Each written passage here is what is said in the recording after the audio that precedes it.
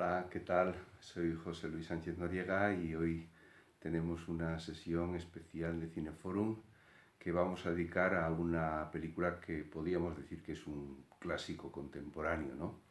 O me refiero a Fargo de los hermanos Joel y Ethan Coen.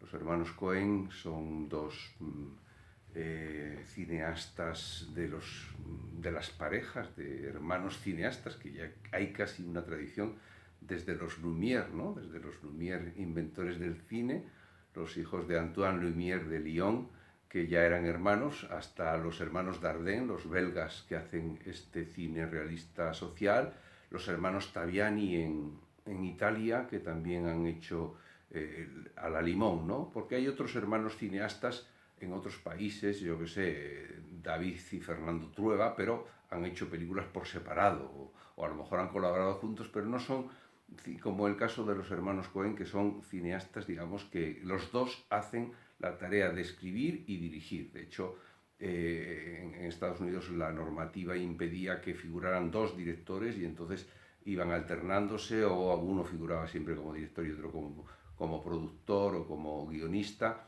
En fin, sin embargo, cuando se ha permitido ya que firmen los dos, pues han firmado los dos.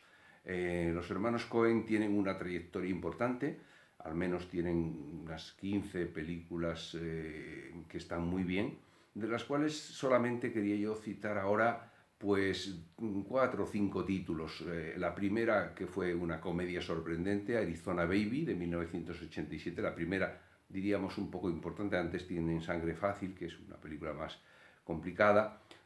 Una película que me gusta a mí mucho, mucho, que es de tema gangsteril, con un gángster divertido, porque es un tipo, en fin, un taponcito, bajito, rechoncho, ignorante, que siempre habla de la cuestión moral y en su boca hablar de cuestión moral, en fin, es un poco... Y es Muerte entre las flores. Muerte entre las flores es una película espléndida, con una ambientación magnífica.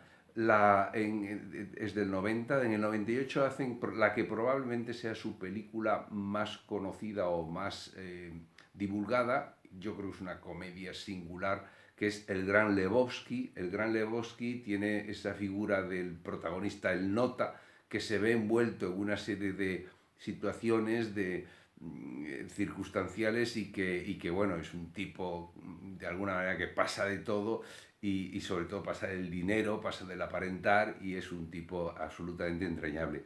El hombre que nunca estuvo ahí también tiene una intriga criminal, lo mismo que Quemar después de leer, de 2008.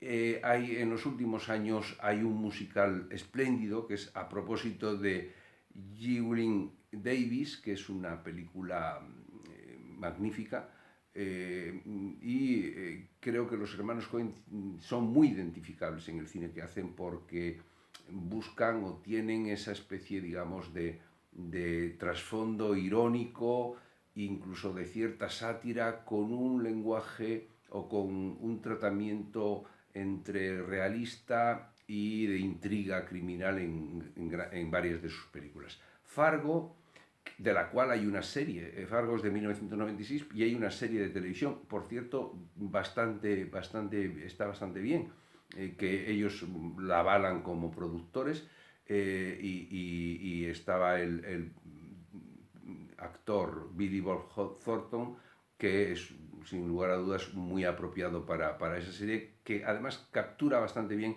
el mismo clima de la película. Fargo es un nombre propio de un pueblo del estado de Minnesota, el mismo estado de donde son los hermanos Coen. Ellos son de la capital, de Minneapolis, que es un estado del medio oeste americano, al norte, limitando con Canadá, y en esta historia que nos cuenta, pues todo transcurre en invierno, con lo cual hay frío y nieve. El paisaje blanco de la nieve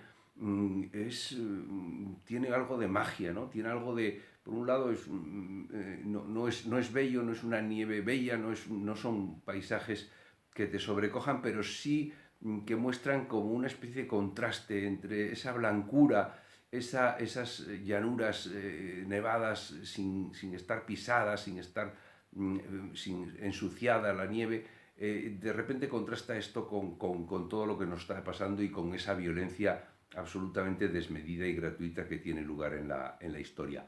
En este ambiente cuenta una historia que está protagonizada básicamente por tres actores que son tres personajes potentes y de alguna manera esta película marcó sus carreras posteriores.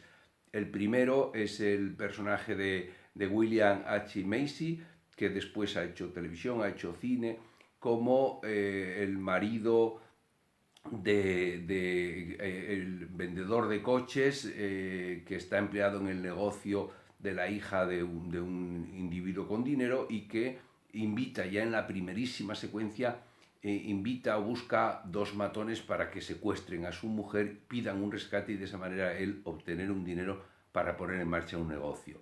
Es decir, ese es el comienzo de la historia.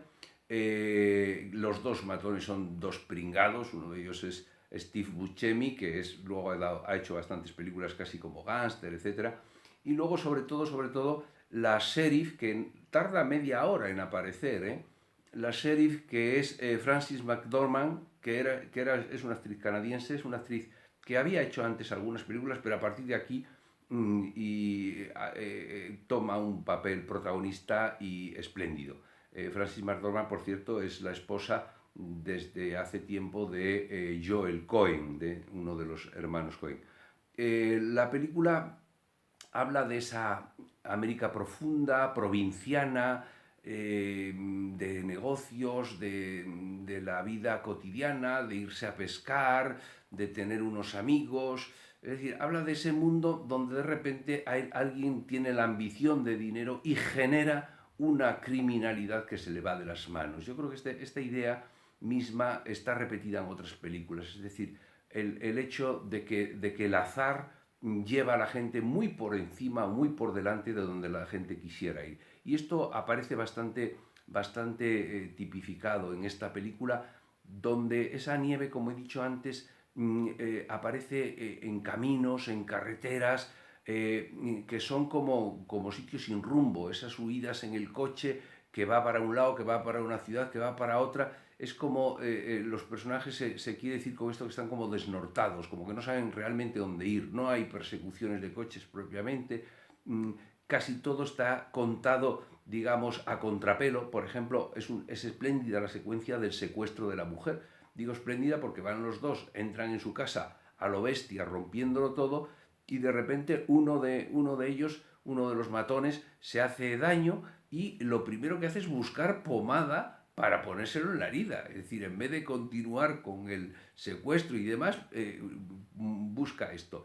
Curiosamente, irrumpen, tienen que destrozar la puerta del baño donde se ha refugiado la protagonista, la mujer que va a ser secuestrada, y cuando la abren no la ven y ven la ventana abierta. Lógicamente el otro piensa inmediatamente, los dos piensan que se ha escapado por la ventana, pero como busca la pomada, mira en el espejo, en el armarito del baño con espejo a ver si hay pomada, y justamente en el espejo del baño ve la sombra detrás de la cortina de la bañera y ve que está allí escondida. Es decir, que esa arbitrariedad de buscar la pomada es justamente lo que da la clave para que solucionen el tema al que han llegado allí. Digo esto porque realmente hay que ser ingenioso y hay que buscarle, diríamos, el azar o la arbitrariedad, incluso con un trasfondo irónico, evidentemente, y bastante humorístico, para conseguir este tipo de soluciones a las cosas.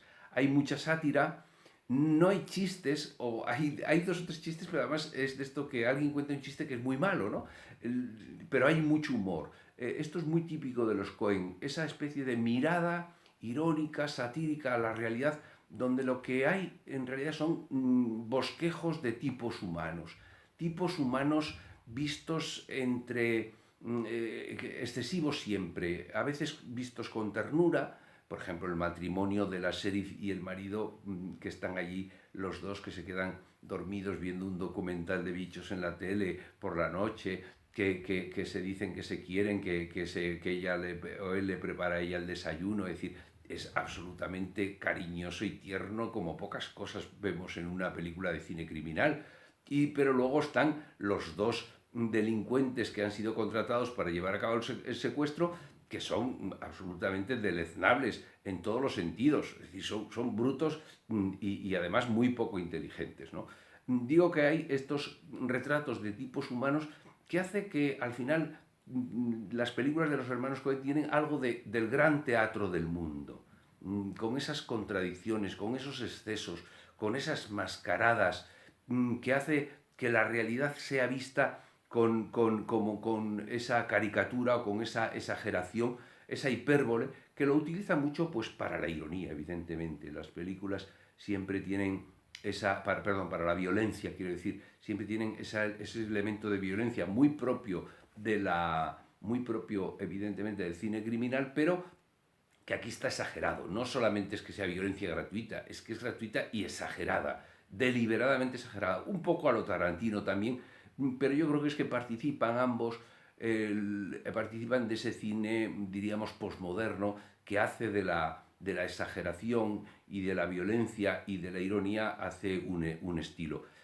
Hay no avanzo el final, porque ahí en el final ya la exageración ya llega a extremos, bueno, desmedidos completamente. Pero luego también, en el fondo, la película Fargo nos habla de la debilidad del ser humano. Habla de la ambición que lleva a la locura y habla de mentes frágiles, habla de enfermedades mentales. Es curioso porque hay un episodio absolutamente lateral, y es que el personaje de Margie, la sheriff, recibe la visita de un antiguo compañero de instituto o de universidad, y entonces se presenta que es un hombre de aspecto oriental que fabula y le cuenta que él estuvo casado con una compañera de clase a quien ella conoce y que murió de leucemia. Luego ella se entera que todo esto era mentira, es decir, que él tuvo siempre la fantasía de haberse casado con esa mujer, de haberla amado, etc.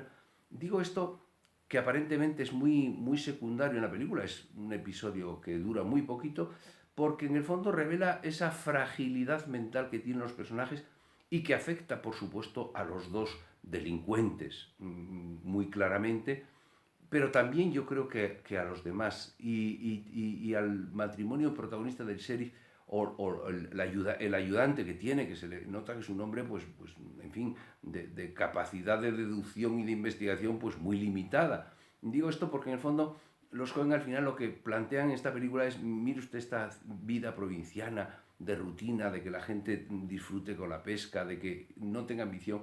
No es tan mala vida, no es tan mala vida, porque en cuanto tú te quieres salir de ahí, pues todo se te puede ir de las manos. Y es lo que plantea esta película, que por otra parte, como he dicho al principio, es ya pues claramente un clásico contemporáneo.